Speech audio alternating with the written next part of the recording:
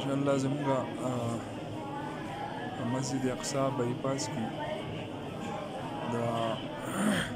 حالاتو په تناظر کې موږ د قرآن مجید یو پروګرام ایښودی د ختم. الله رحم وکړو، ملګري ماشاءالله ډېر په ګڼ تعداد سره راغونډ شوي او ختم قرآن مجید وشو. تقریبا 3 ختمه الله رب العزت رحم وکړو دا ملګرو وکړه. الله رب العزت دې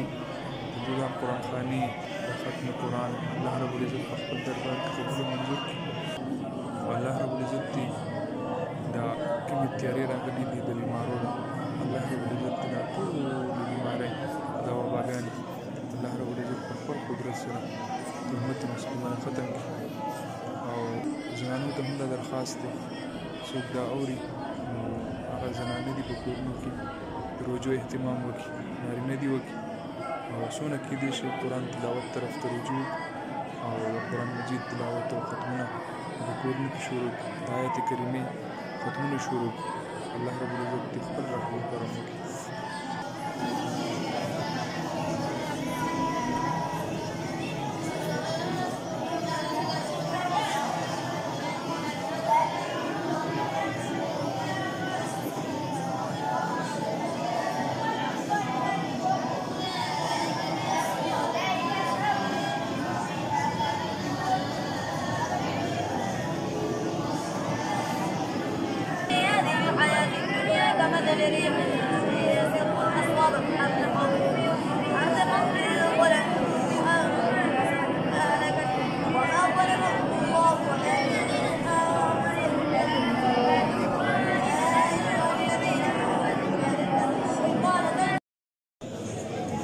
اللهم صل على سيدنا محمد وعلى آل سيدنا محمد وبارك وسلم. ربنا ظلمنا أنفسنا وإن لم تغفر لنا وترحمنا لنكونن من الخاسرين. اللهم أحسن عاقبتنا في الأمور كلها وأجرنا من خزي الدنيا وعذاب الآخرة. اللهم إنك عفو كريم تحب العفو فاعف عنا يا غفور، فاعف عنا يا غفور، فاعف عنا يا غفور. اللهم اشف مرضانا ومرضى المسلمين، اللهم اشف مرضانا ومرضى المسلمين. يا إله العالمين يا رب العرش الكريم. اے الله ستا مخې ته لاسونه اوچت کړي دي، اے الله دا کم لاسونه اوچت کړي دي، اے الله دا لاسونه د ګناهونو ډک دي، اے الله دا کم وجود ستا مخې ته دی، اے الله دا ټول وجود د ګناهونو ډک دی، اے الله زمونږ د وجود ذره ذره، اے الله زمونږ د وجود یخته یخته، اے الله د ګناهونو ډک دی. اے الله ستا په دربار کې ناست یو، اے الله ستا د کلام پاک د قرآن مجید، اے الله ستا د محبوب کلام، اے الله د هغه کلام چې راوړونکی جبرائیل علیه السلام دی، اے الله ستا په حبیب محمد مصطفی احمد مجتبی صلی الله تعالی علیه وسلم باندې نازل شوی دی. اے الله په مبارکه میاشت کې، اے الله په رمضان المبارک کې تارا نازل کړی دی. اے الله د قدر په شپه باندې، اے الله کوم چې اے الله تا ته ډېره غوره ده، اے الله ډېره درته قدردانه ده، اے الله د لیلة القدر په شپه باندې اے الله تا دا نازل کړی دی. اے الله دغه کلام موږ ولوستو، اے الله په دې مجمع کې واړه واړه ماشومان ناست دي، اے الله داسې ماشومان پکې ناست دي، اے الله د هغو په وجود باندې ګناهونه نشته، اے الله داسې ماشومان پکې ناست دي، اے الله هغو ګناه نه پیژني، اے الله په ګناه نه پوهېږي، اے الله وړو وړو چاچو باندې، اے الله په وړو لاسونو باندې، اے الله په دې وړه خوله باندې اے الله ستا د کلام تلاوت وکړو، اے الله ستا د کلام اے الله الفاظ یې ووې، اے الله د دې وړو خاطر وکړي، اے الله د دې خپل کلام خاطر وکړي، اے الله زمونږ کوم ګناهونه دي هغه ګناهونه مونږ ته معاف کړي، اے الله زمونږ ګناهونه مونږ ته معاف کړي، اے الله په دې مجمع کې داسې مشران ناست دي، اے الله د هغو یخته سپین دی، اے الله ګیرې سپینې دي، اے الله ستا د حبیب ارشاد دی د حضور محمد مصطفی احمد مجتبی صلی الله تعالی علیه وسلم ارشاد دی چې اے الله تعالی د سپینو ګیرو نه د سپینو یختو نه حیا درځي، اے الله هغه سپینګیري په دې مجمع کې ناست دی، اے الله دغه سپینګیرو واسطه اے الله زمون ګناهونه مونږ ته معاف کړي یا الله اے الله زمون ګناهونه مونږ ته معاف کړي یا الله اے الله په دې مجمع کې یا الله داسې ځوانان ناستي اے الله تا ته خو د ځوانانو توبه ډېره زیاته مقبوله ده او محبوبه ده اے الله دا ټول ځوانان ستا په دربار کې یا الله توبه وباسي او یا الله زمونږ دا ګناهونه مونږ ته معاف کړي یا الله اے الله زمونږ دا ګناهونه مونږ ته معاف کړي یا الله اے الله دا ځوانان هغه ځوانان دي اے الله چې په یو اواز باندې اے الله په یو اواز باندې لبیک وي او اے الله ستا د کلام د تلاوت دپاره اے الله د ختم قرآن دپاره اے الله دا ملګري حاضر شوي دي اے الله د دو سره یا الله خپل فکر نشته لیکن اے الله ستا د انسانیت اے الله ستا د بندګانو فکر دی ورسره اے الله بې ګناه ماشومان اے الله قید شوي دي اے الله هغه ماشومان د تعلیم نه محرومه شوي دي اے الله دا ماشومان د قرآن د حفظ نه محرومه شوي دي اے الله د مدرسو نه محرومه شوي دي اے الله زموږ مدرسې موږ ته کولاو کړي اے الله زموږ مدرسې موږ ته کولاو کړي اے الله زموږ سپینګیري خلک اے الله زموږ د معاشرې یا الله درمیانه خلک اے الله زنانه او نارینه اے الله ستا په کور مین دي اے الله ستا په کور مین دي اے الله ستا د کور د دیدار دپاره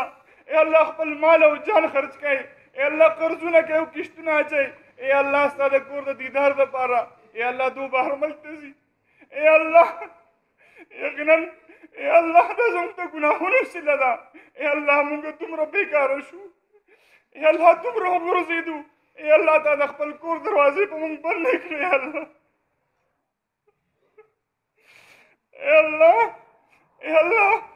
اے الله موږ دومره وغورځېدو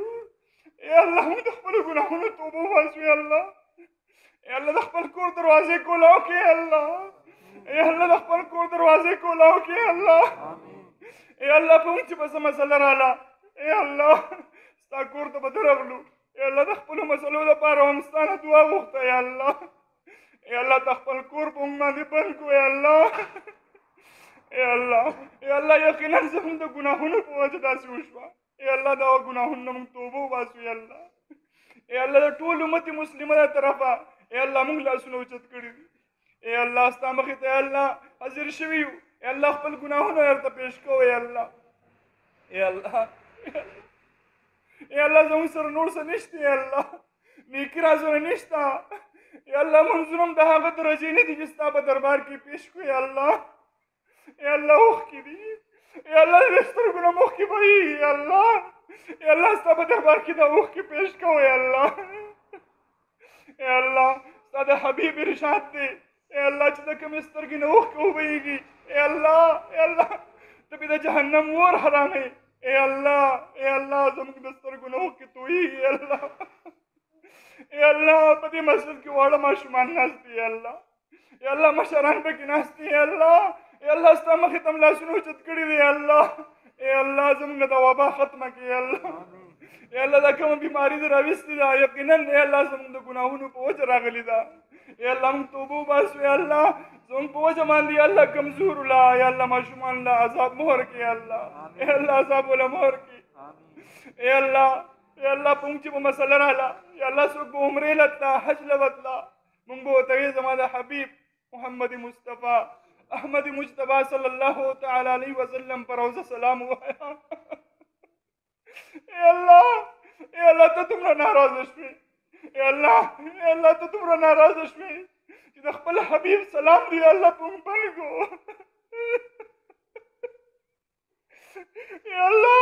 اے الله یقینا چې ته ناراضه شوې اے الله خو ستا د رضا اعمال یا الله قرآن مجید دی یا الله د قرآن تلاوت دی یا الله ستا په دربار کې یا الله موږ د قرآن تلاوت وکړو یا الله ټوټه پوټه تلاوت و لیکن یا الله زموږ دقه وس دی یا الله زموږ د کلام پاک دا تلاوت په خپل دربار کې قبول کړي یا الله قبول کړي یا الله قبول کړي یا الله ته راضي شي یا الله موږ د خپلو ګناهونو توبه وباسو یا الله د خپلو ګناهونو توبه وباسو یا الله ته راضي شي یا الله ته راضي شي یا الله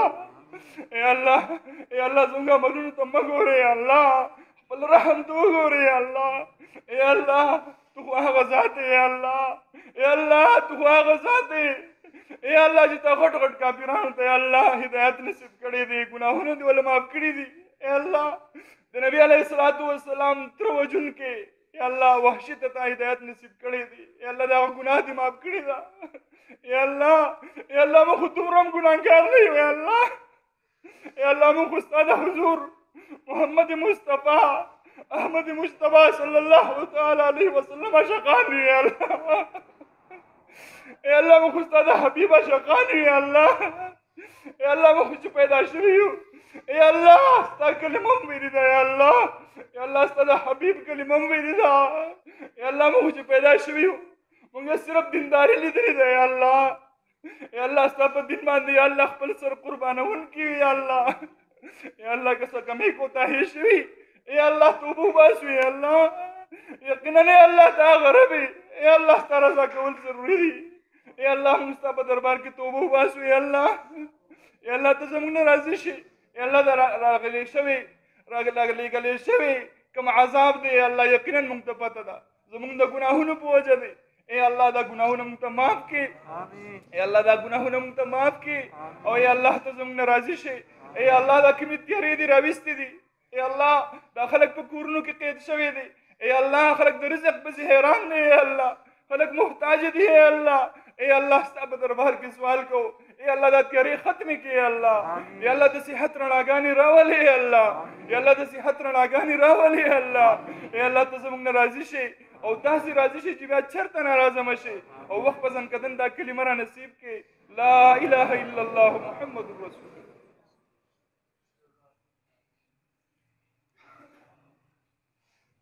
زه اوس خپل کورونو ته ځای